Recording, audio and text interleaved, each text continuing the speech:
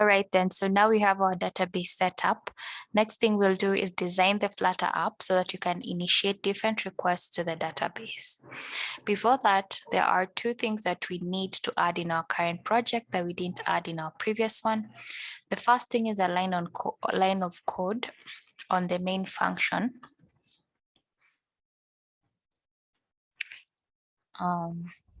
The widget's Flutter binding dot ensure initialized. What this line of code does is that it glues the new code that we have added before the run up function into the Flutter engine. By default, this line of code is in the run up function. So in a situation where we are not adding code before this function, we don't need to add the widget's Flutter binding. But since we do have code before the run up, we need to add it. Otherwise, the code before the run up will not be revoked and we won't have our instance created. All right. The second thing is a package that we need to add that contains Flutter binaries for the Isar database that is required for the Isar code to run in the app. So let's go to our terminal and run the command flutter pub add Isar Flutter libs and press enter. So in my case, I already added it. So the version we're using is 2.2.1. Great.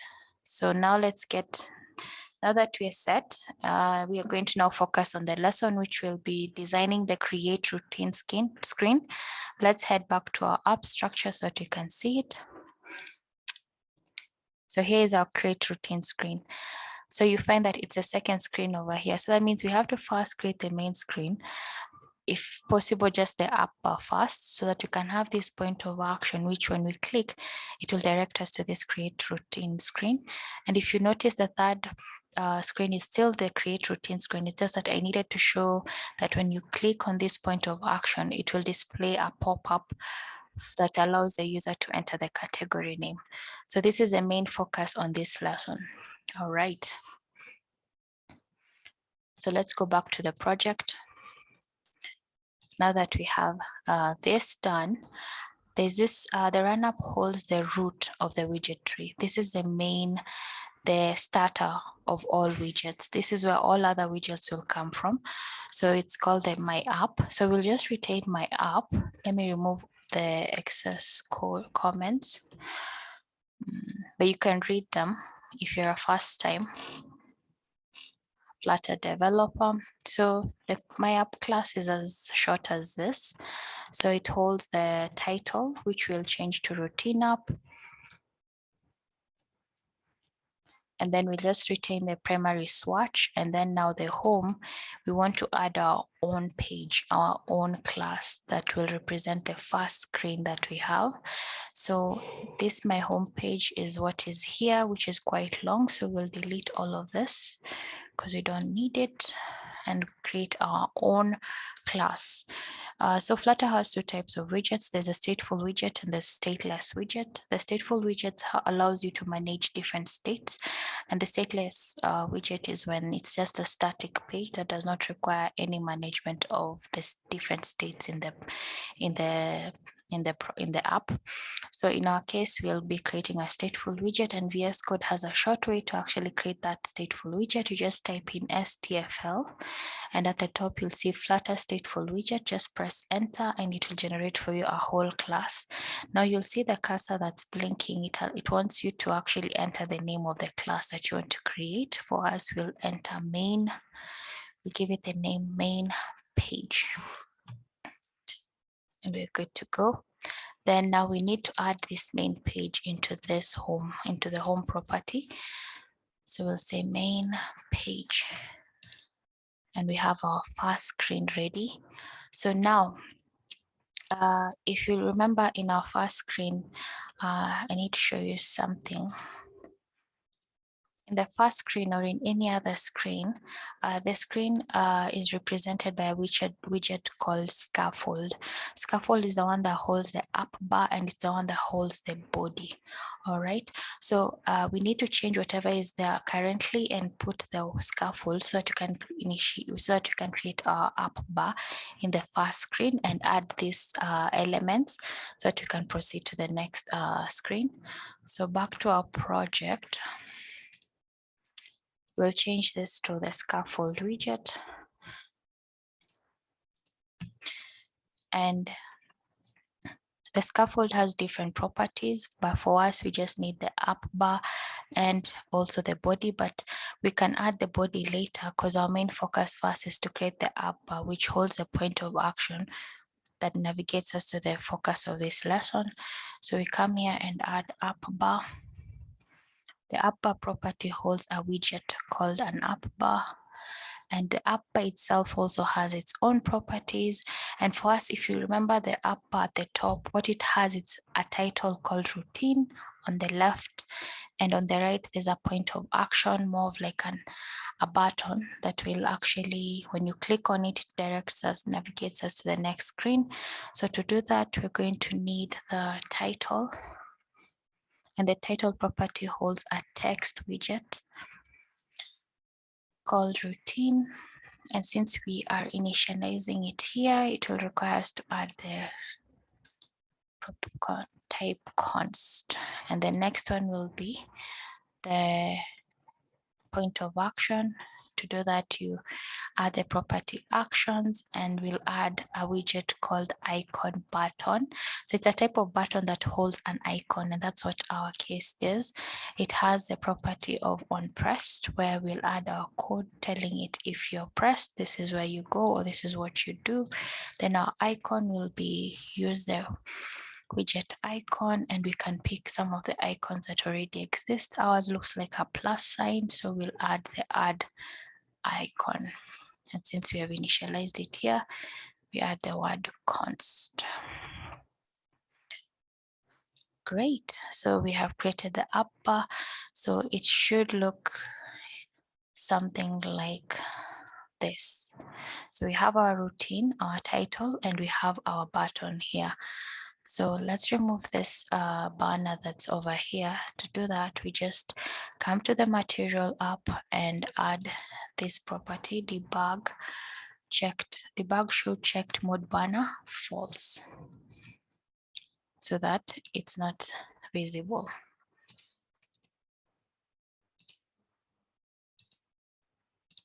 As you can see, it's gone. So we have our first screen designed, the up bar is ready. So we need to put an action here where when this is clicked, it directs us to a screen called create routine screen.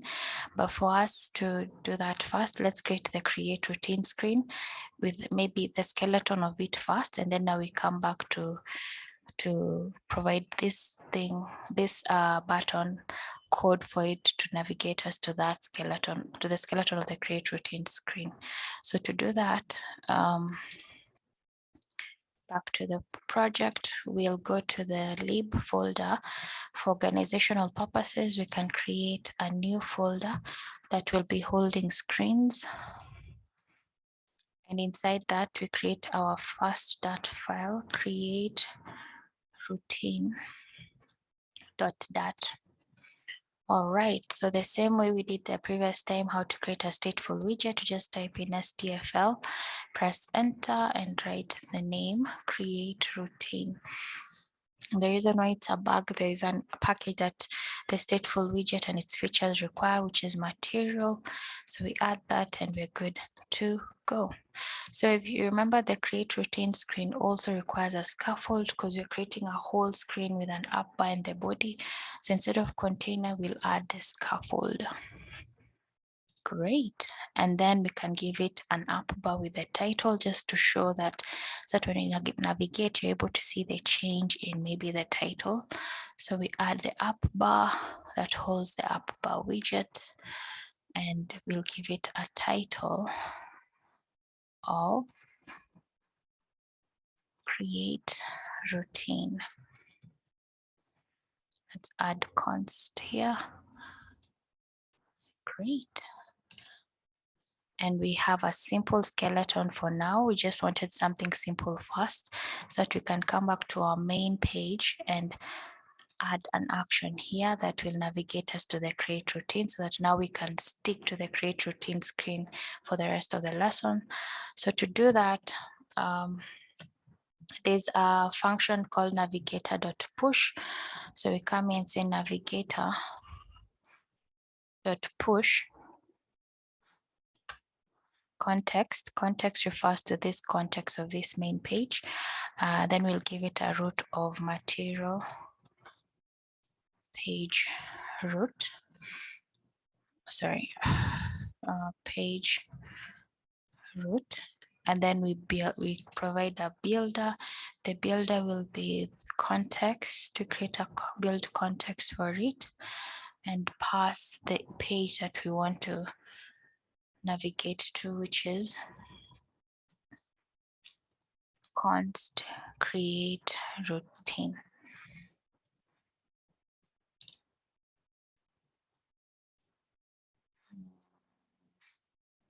Let's put an exclamation mark there, a semicolon, and we are good to go. So that's the code for navigating from one screen to another. So when we click on this button now, it should direct us to the create routine screen. So let's see.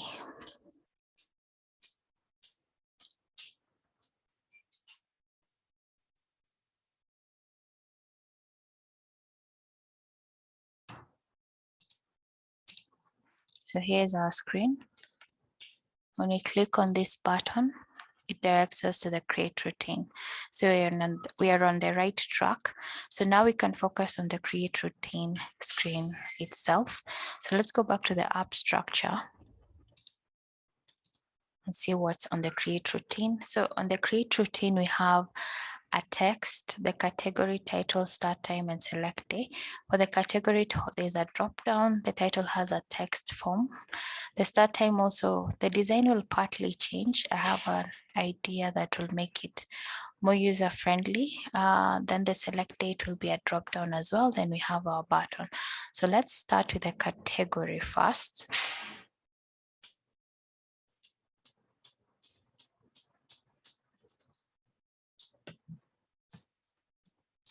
Let's go back to our project. Okay, so now we can close on this and I'll come here. So remember we said the scaffold has the up bar and the body. So that's whatever we're working on now will all be in the body.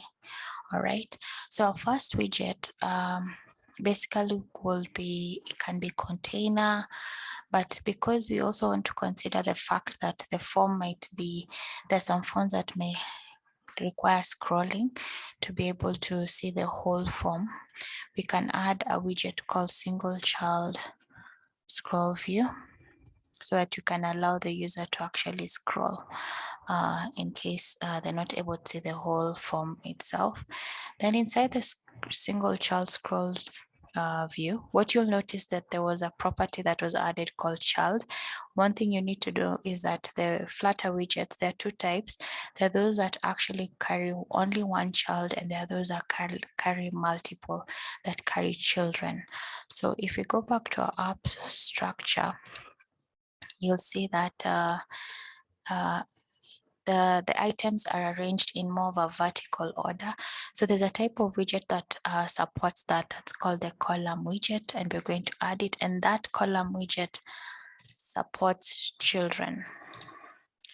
So what we're going to do is add a child and give it the column widget, and it holds children. All right, so we need to add we'll start adding our items one at a time. So the first one will be a text called category text. Since we're giving it, initializing it, so we'll say text called category. Then the next one will be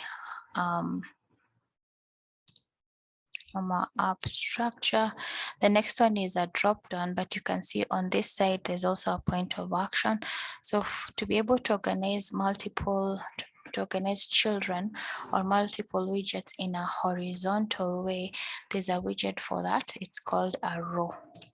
So let's add a row here that will hold our two widgets. So first we'll have a drop down, and then we'll also have a point of action. So for our drop down, we'll give it, we'll say there's a widget for that called a drop down button. And let me remove this first so that we can add them in order.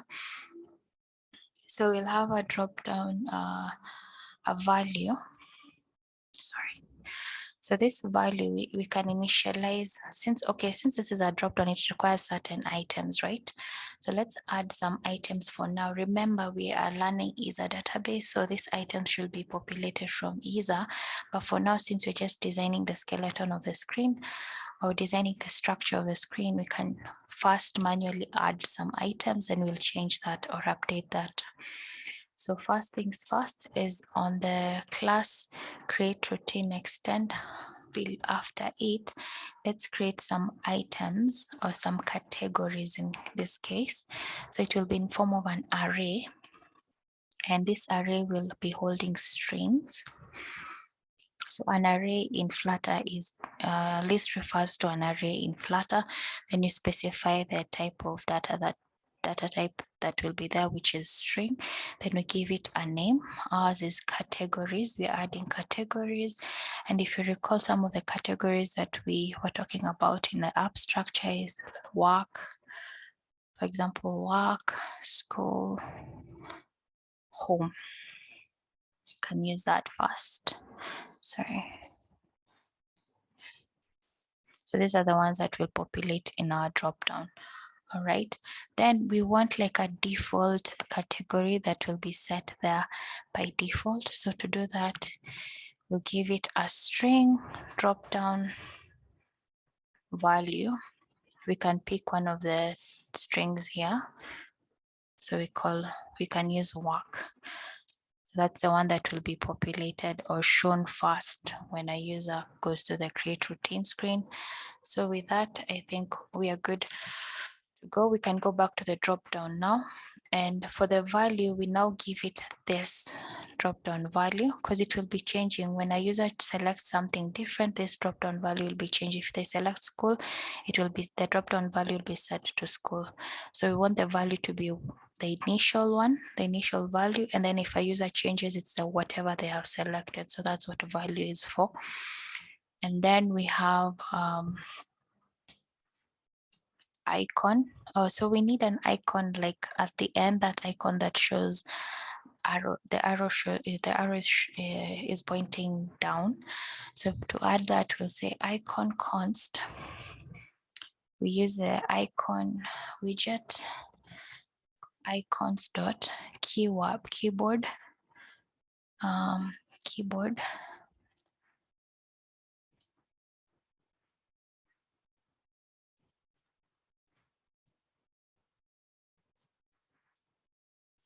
down. That's what is close to, it's close to whatever we want. Then the next property that we need is now items. We want to populate these items into the dropdown. To do that, we go and pick categories, what we created, categories dot map. The map function is one that's going to add all this. So dot map, and whatever we are mapping is in form of a drop down menu item. So we add drop down. So we need to specify the type that we're actually looping into. Menu item in form of a string. Sorry, form of a string.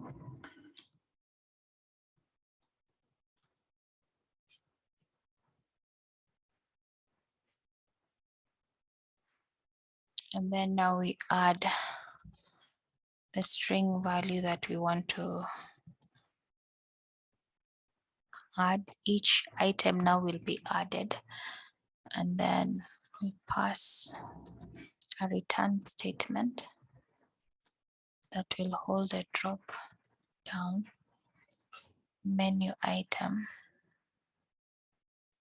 that is in form of a string,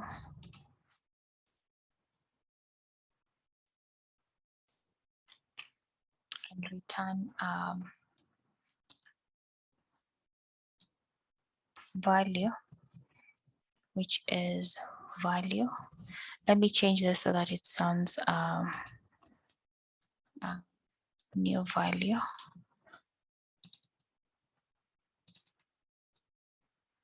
And then the child will be text new value.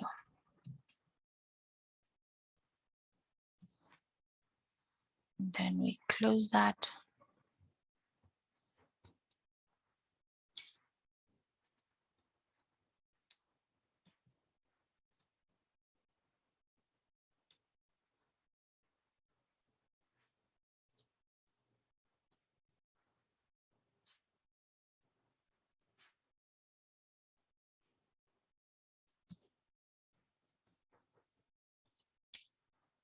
Then after this, we add to list.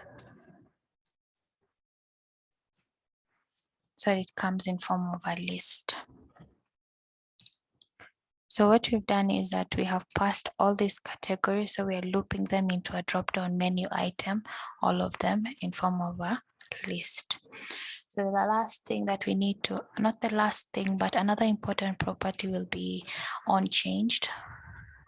Because now we want, if a user changes anything or selects a different item, we're able to manage that as well. So we say onChanged string, the new value that has been selected.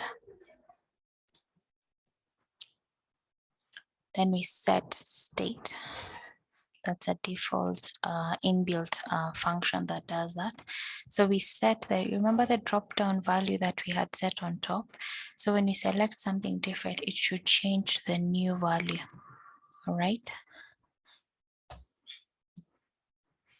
So we can save that. Before we can see our work, we now have the section for the category. We have the text, we have a row that holds a drop down, but we need to add the second item in that row, which is the icon button, as we did it in the last time. So it's icon button. Sorry.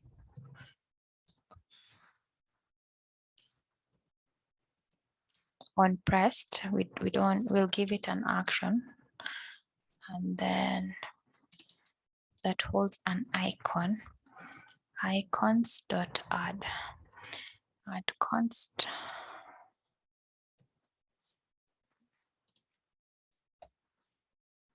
So we have our two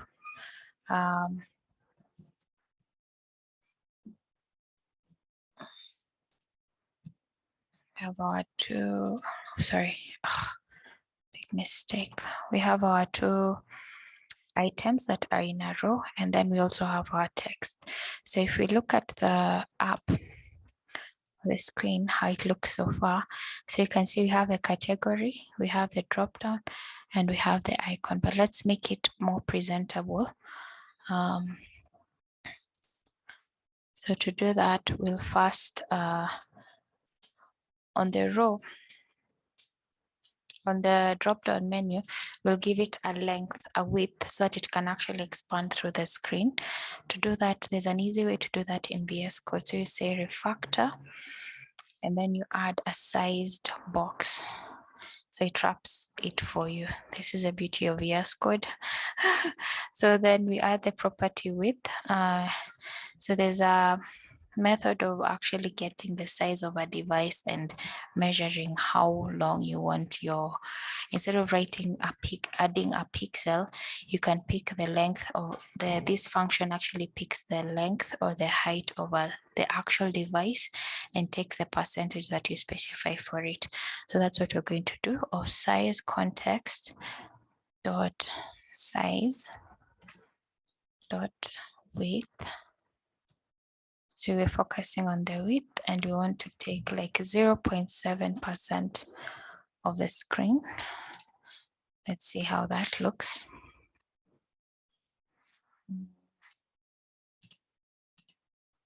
Looks better. Progress. So we need to make sure that these two are separated from each other properly. So one way to do that is to come here on row and add, it has a property called main axis, which focuses on the horizontal alignment of items. So we say main axis, then we say main axis alignment dot space between. So we're telling it create a space between these two items. So one should be at the end, the other one should be on this other side. So if you want to see how it looks, this is how it looks now. At least the items are separated from each other.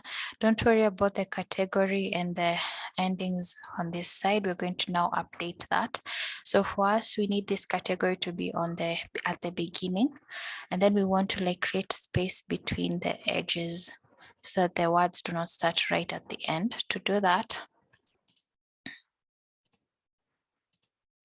first, let's set our, for us to set our category name to go to align from the left. How we do that is we set cross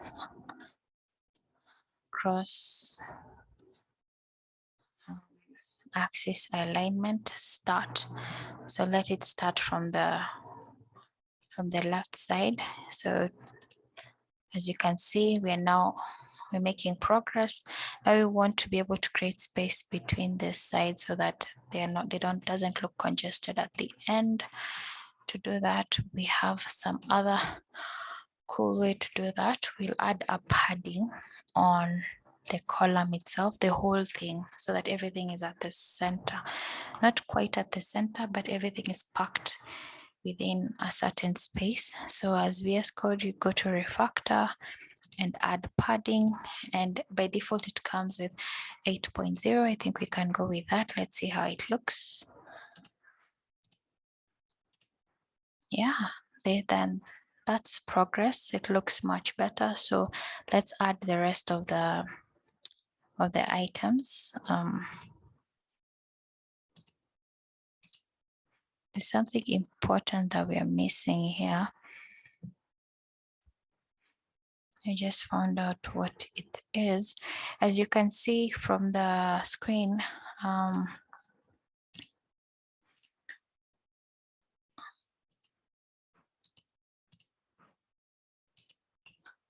the arrow is supposed to be at the end somewhere here, but it's here. So to do that, yeah, it's a property that we missed somewhere here. We say is expanded, so that also the arrow, the icon expands as the drop-down expands. So let's say true. Let's see how that looks. Not yet.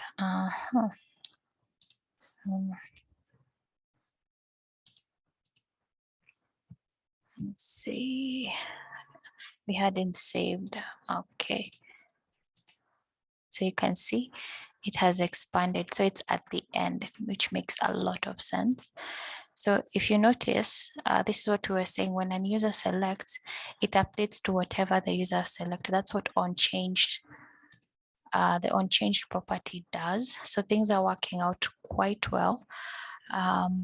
There's something I've noticed, the gray effect. I don't want to really focus on the aesthetics, but I think we can make a small update on that where we set the drop-down color and the focus color as white. And better yet, we need to, let's set our scaffold, the background to be white. To do that, you simply enter color 0xFFF 2, 3, 4, 5, 6. And another best practice is actually to create a config that file where you can add all your colors. That also helps. Then you can import the dat file and just call the variable itself. That's also cool. So I want to use the same color, over here where we want on focus, the focus color is white, so that and also the drop down, so to remove that grayness. So let's see how that looks.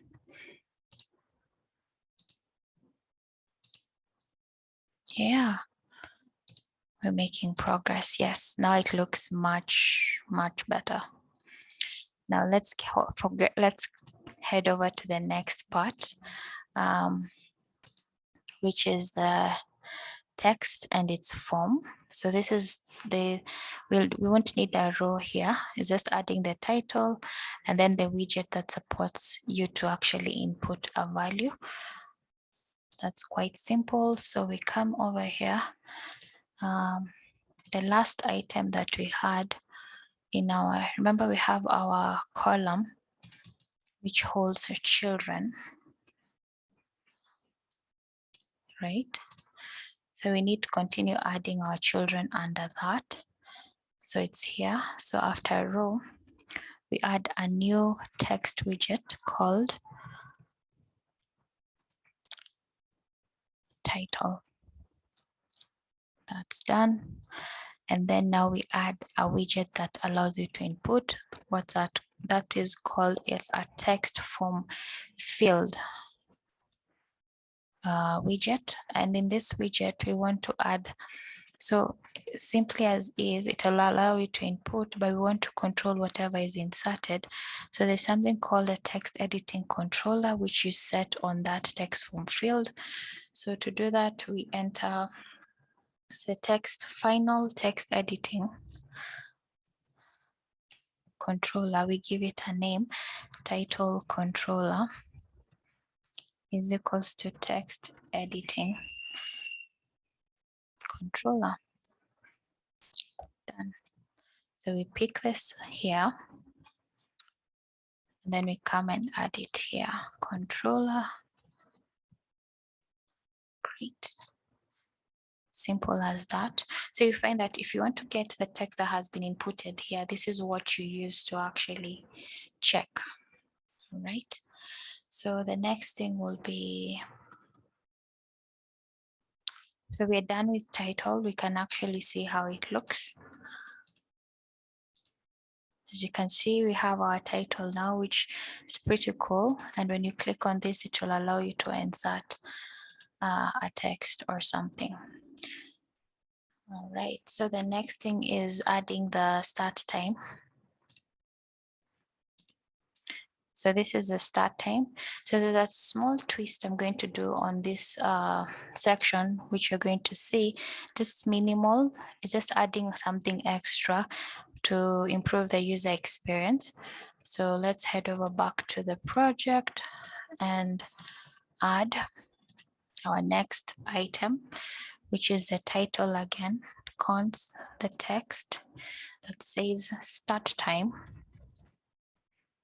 And then we'll have something, they'll have another row. This row will have 2 items. So we'll have row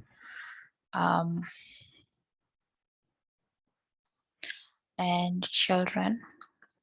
So I want to create a text form that's not enabled, that will always hold the time that has been set, and an icon button that will have a calendar icon that will allow the user to select, and it will pop up a time picker for you to select the time, and then it will be displayed on that text form field.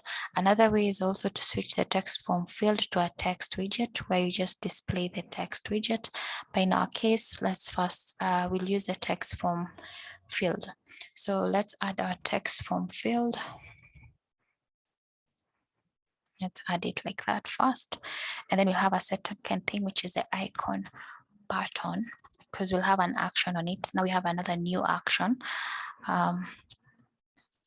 So it will be on pressed. And then we'll give it an icon of a calendar.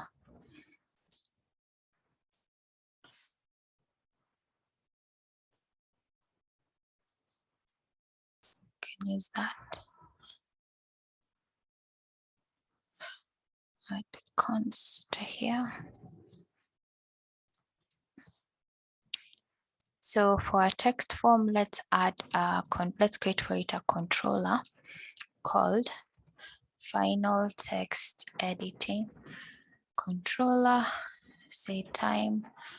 We give it a unique variable name.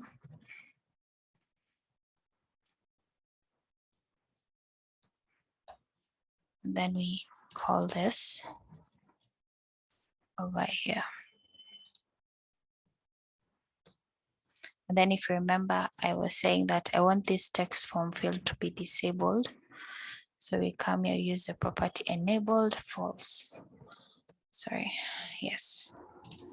Then another thing I want to do, like in the other row, I want to separate the text form from the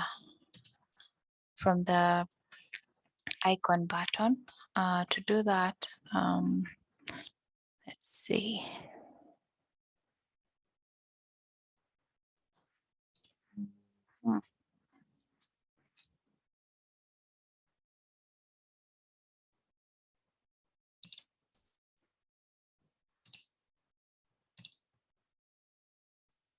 Let's see how it looks first. There's a small issue. Let me see. So we've added this text form field title.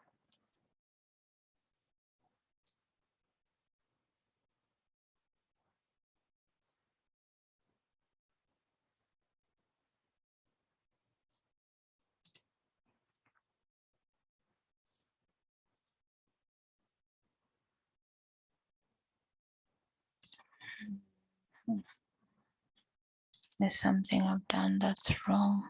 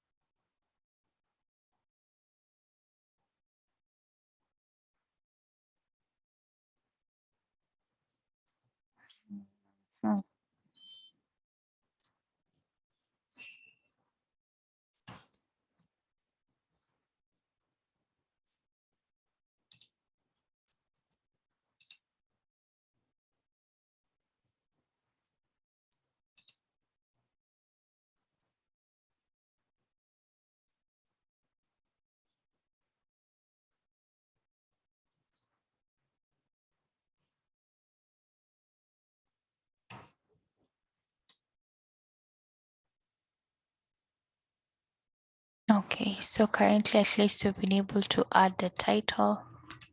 It's here. Just checking why I have an idea what's going on. We need to set this text form, give it a size just the same way we did the last time, because now it's overflowing. That's why we're not able to see it. Sized box, and then we give it a length, media query.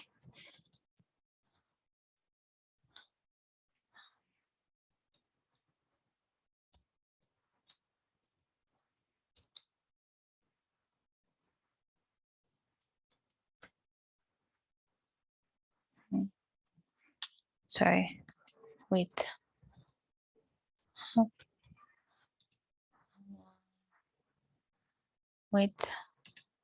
media query.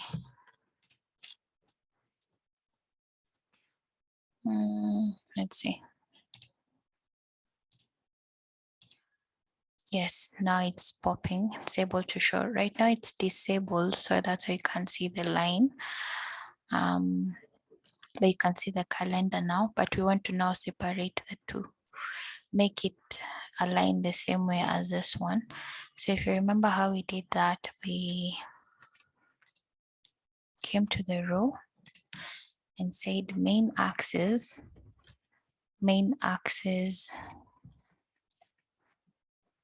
alignment space between. Let's see how it looks.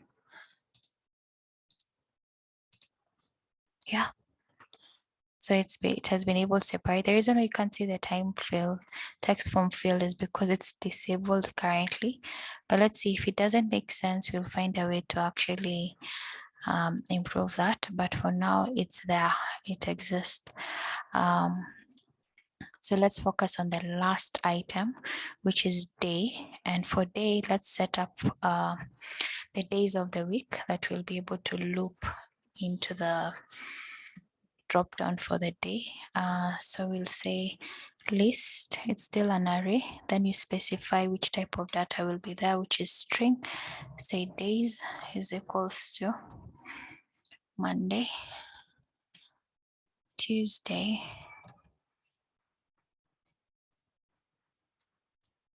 Wednesday,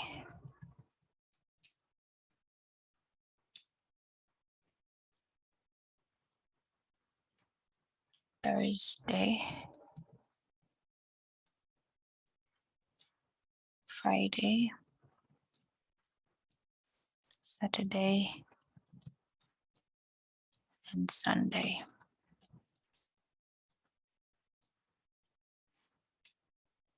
So there are our days. And then we can create a default day by saying string drop down day is equals to Monday. All right. So we're just going to go and implement the same concept of the drop down that we did on the other one. So we can either copy paste, or let's just write it down for so that we can understand it better. So after our row, below it we have another const text called day.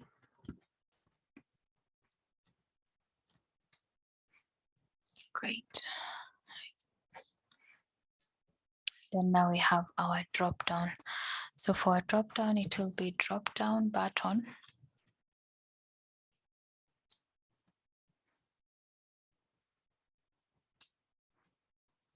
Let's remove this so that we can go through the code one by one for easy understanding. And then we'll have the value. Our value will be the drop down, day. And then we'll have the icon, the same icon that we had the other time. Let's add const first so that we don't have to go back. Keyboard, arrow down. Next thing is the items. So we're going to loop our items.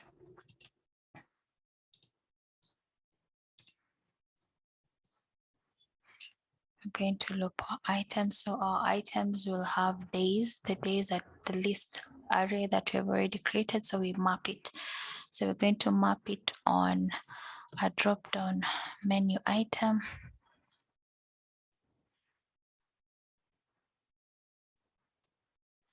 That will be holding a string.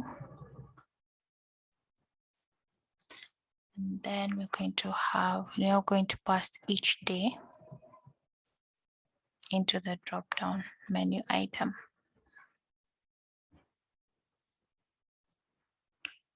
So we return a drop down menu item that holds a string. The type of text is string. Then we set the value to be the day, this day, the one that is being passed. And then the child will be a text widget that holds day. Okay, have that to list. Then the final important factor is unchanged, so that if a user changes or selects a different item, we're able to manage that as well. So we call the string new value. Let's call it new day.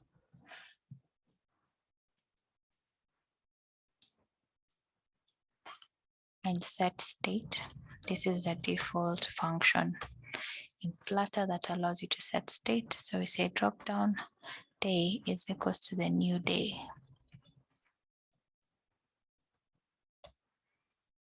We're good to go. So let's check on our code and see how it looks.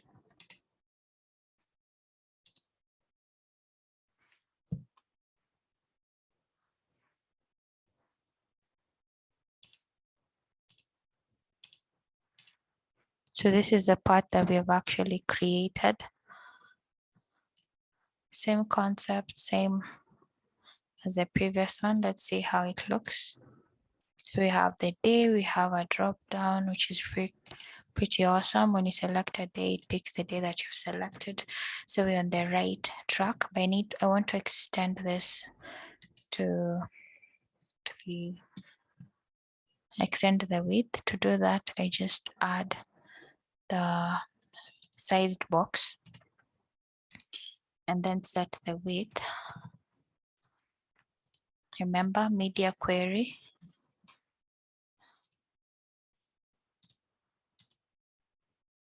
dot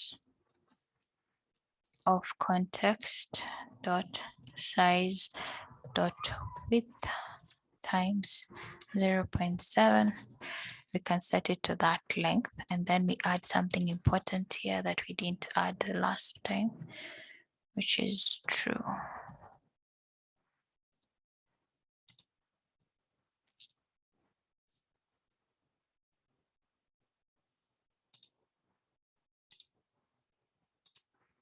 Yeah, so it's a little spread out. We're making progress.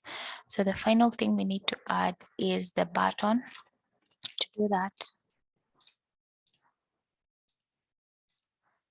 after the sized box, it will be the last item in this column. So we add, to create a button, use elevated button. Going to add a comma here. We'll add an action on this. First, let's give it a text widget called add that has a string add.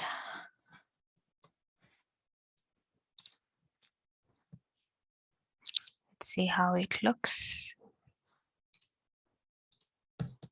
Great. So we have our add.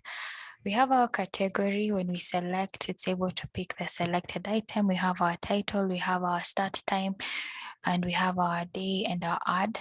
So we need to, we have 3 action points currently, but the 2 that we're going to focus on, because we're just designing the create routine screen. The first one is this one. When we click this, as seen in the app structure, when we click this, it should show a pop-up.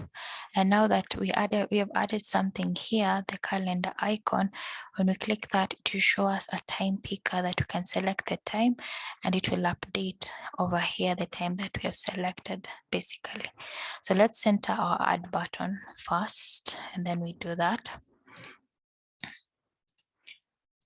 So same concept, refactor. This really helps you when you want to do your work quite fast. Then we align, alignment dot center.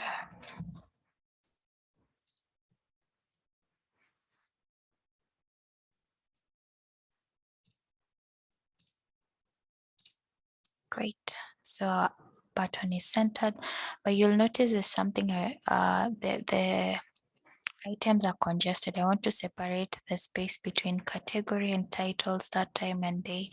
So to do that, we just use the padding widget.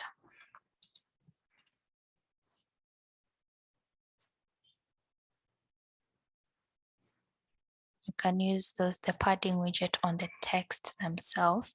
Category already has a top padding. So let's go to the time and add padding.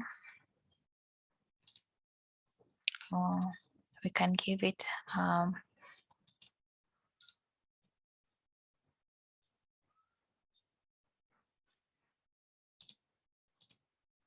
just replacing that dot only top 10.0. So let's do the same to all of them. We can just copy this. So the next title is start time. We can add array padding, same concept. We're just switching the concept from here to here. Then we just paste the padding.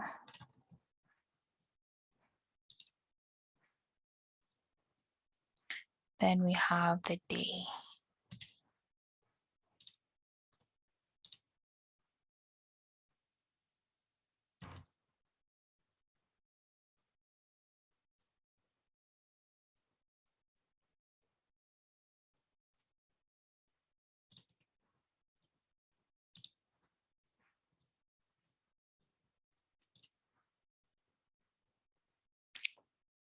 So if we look at the screen, at least things are spaced out, which is a good sign. So I just want to change to show the difference between a title, because right now they look like they're more or less the same. So let's go to the texts themselves again.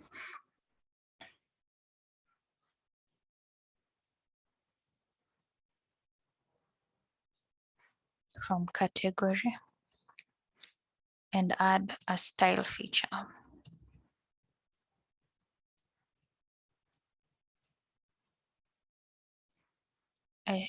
For now, I can set the font weight. Let's see if it will have, if there'll be a difference, or if I need to change the color itself.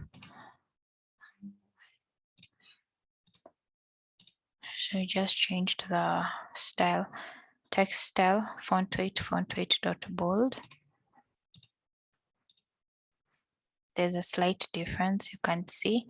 I don't know if I should change, but for this is okay for now. So let's do the same for all of them. So just it's just taking this, or you can type it again, but in our case, you can just paste it.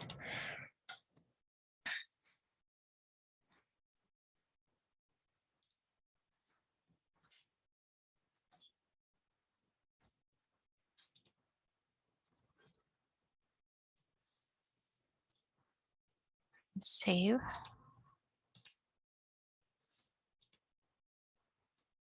Yeah, at least there's a slight difference.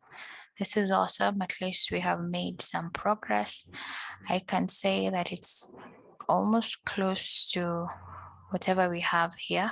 We can always increase the padding, but for now it looks good. So now let's add code that provides action to this, where we'll be able to see a pop-up, and also where that when we click on this, we're able to see the time picker for us to select, and we'll be done. To do that, the code has become quite big, but we're almost done. So the first one is in the category section, which is this icon button. So what we want to do is when we click, it pops for us the window that allows us to enter the category name, right? So to do that, we say the default function called show dialog that allows you to show the dialog that we will create inside that function. So we enter context, the context of this screen. So we're within the same context, it's just popping up on top. So when we close it, it should take us back.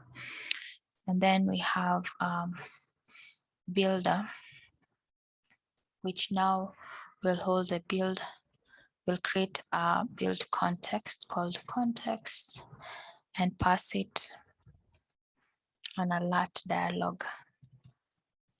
Yeah, great. So in that alert dialog for us, we just need a title that is say that's written, create, add new category, sorry, if I recall, right? And then we also need content where we'll allow what's inside the body itself. And in the body, just need a text form. A text form field. We'll give it a controller. We can actually add it right now over here. Let's see. Come on. So final text editing controller, new cut controller is equals to text editing controller. So we take this, we go where our bug is and add a controller on this one. Great, so that's done. And then now we need to add an action.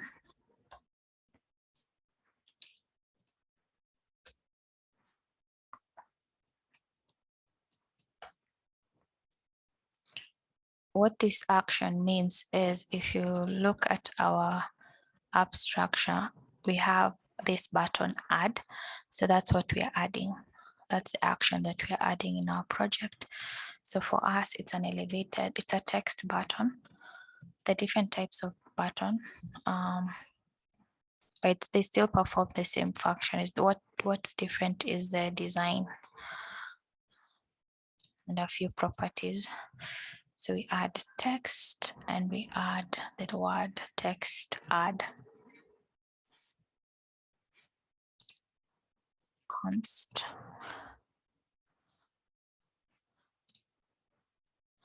So that's our pop-up, that's our dialog. So that means when we click on that, it should be able to pop for us the dialog window. Let's see if it's working. So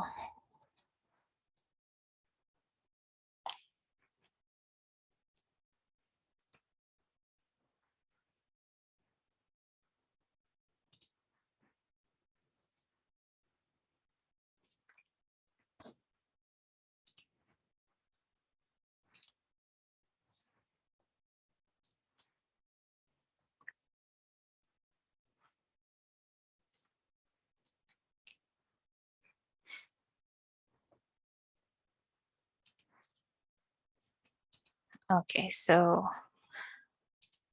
you click on this. Sorry about that. You see, it shows a pop-up window, so that means it's working. Let's change the text button to an elevated one because that looks quite light. Elevated.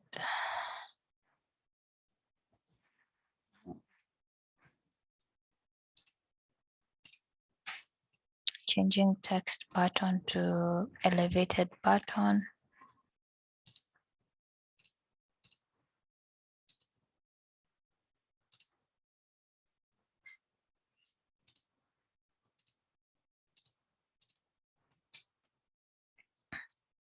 Let's save the changes. Yeah, it looks better now. So we're able to add a new category, blah, blah, blah, save, then add.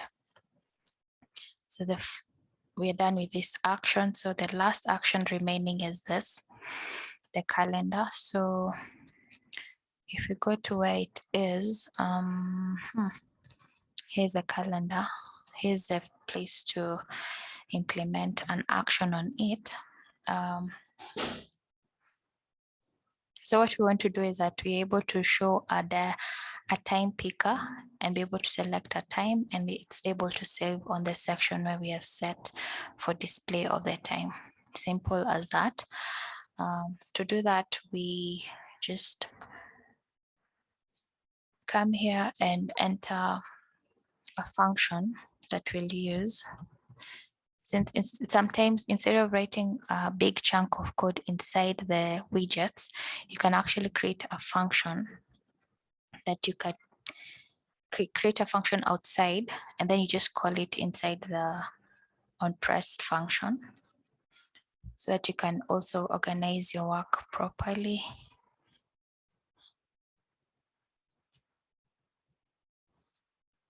So we've created a function called selected time, and then we just carry this function and do all the heavy lifting on that function, so you don't compress or complicate the widget scaffold widget. So here's our function, and it has an argument of a build context. There it is. So you see the error has gone because now it detects a function called selected time with the argument build context. So first things first, we want to be able to pick the time currently. And then now we play around with, we show the user a time picker, they're able to select, and then it's able to be displayed on the text form field that we disabled. So what we do is say final. Before that, we need to set the time of day at the top, just a default time of day somewhere here. So we're just saying time of day. This is it's a type of it's an inbuilt function or a factor that's already in Flutter. So we're just using it instead of like looking for a package that does all this. It's already inbuilt in Flutter. So we set time of day as selected time is equals to time of day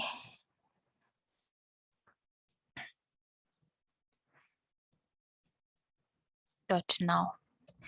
So we just want to get that, we want to set the selected time by default is equals to the time right now. All right. And then the moment the user actually selects a time, the selected time will be updated to whatever they have selected. Great. So let's go back to our function down here. And then we say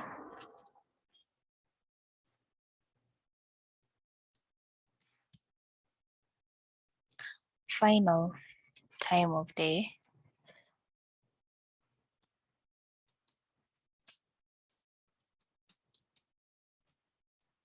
is equals to, this is a function that will need to wait to pop up first so that you can be able to pick whatever the user selected. So we'll set this function as unsync so that you can await this time picker to pop up.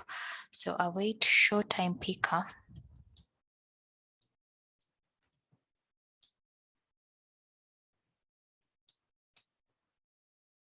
context. We pass the context that we have on the function. Then initial time is the selected time that we had set at the top. Then the initial entry mode is just a setting that we are putting where we say we want the time picker entry mode to be dial. And then we close it like that.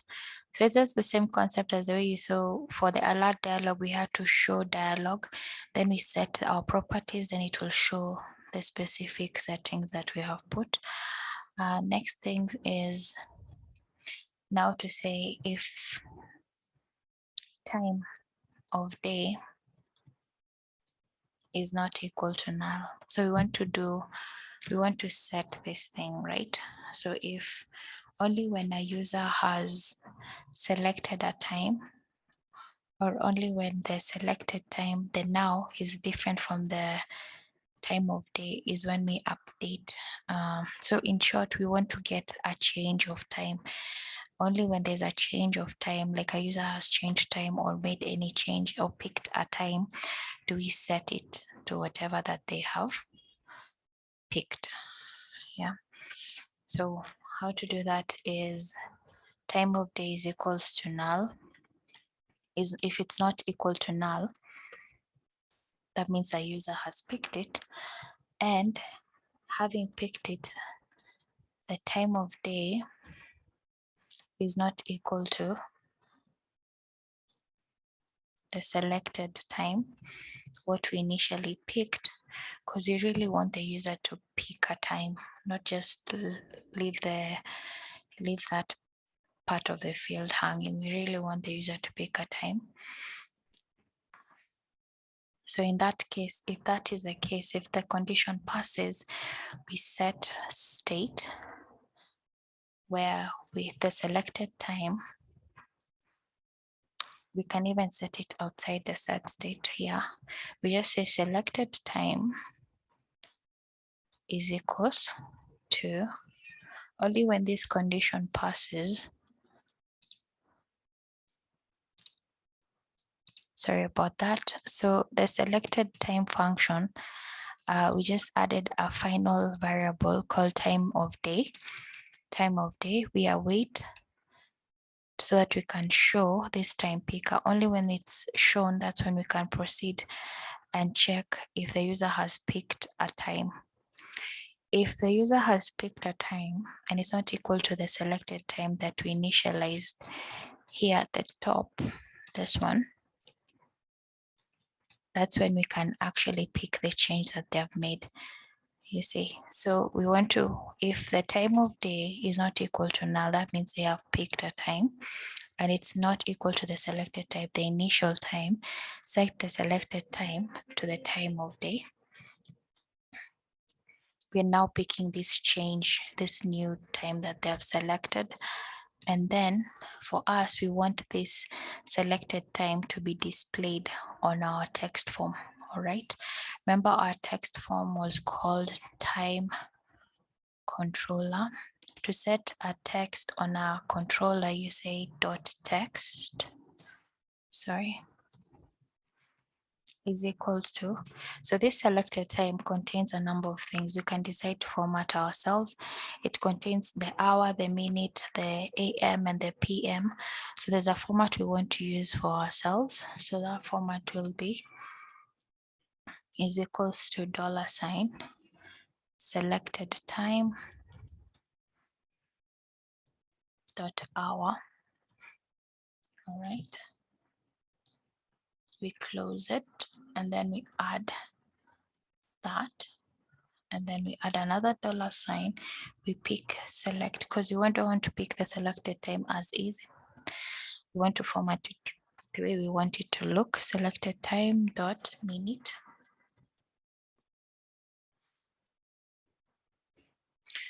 And then a space, then we add another $. Selected time dot period dot name. This is the one that represents the AM and the PM.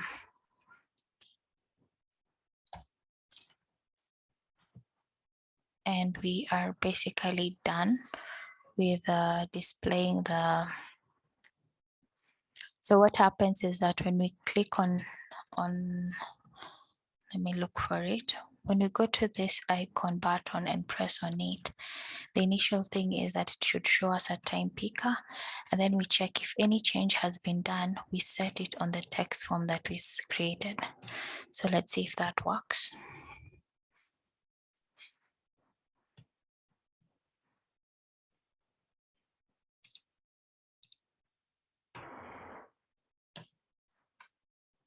Let's come here. It works. So we're able to see the time picker and we're able to pick a time, 10:10 a.m. We press OK, it should be able to display the time. So our code actually works. So according to the app structure we have finished designing the create routine screen. It feels quite long, but it was worth it because we've been able to create an app bar for the main screen. We have navigated to the create routine screen. We've been able to create the dialog and also show the time picker. So we're making good progress. So that's that.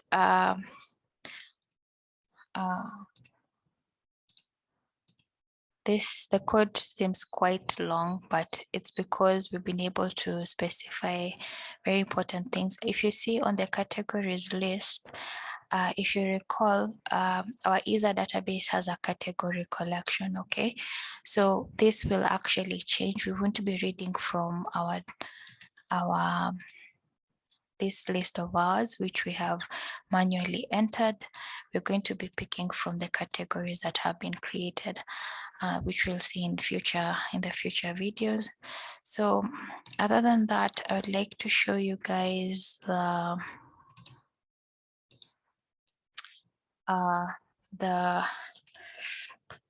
course files. So we have course files for every single lesson in this series, and you'll find it here on the Isar Flutter tutorial repository.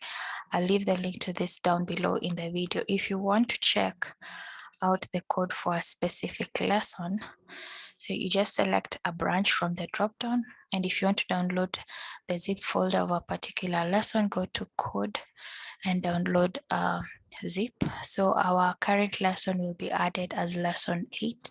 So stay tuned for that. Next up, we'll be creating our very first category record on the Isar database. So check out for that and see you in the next video.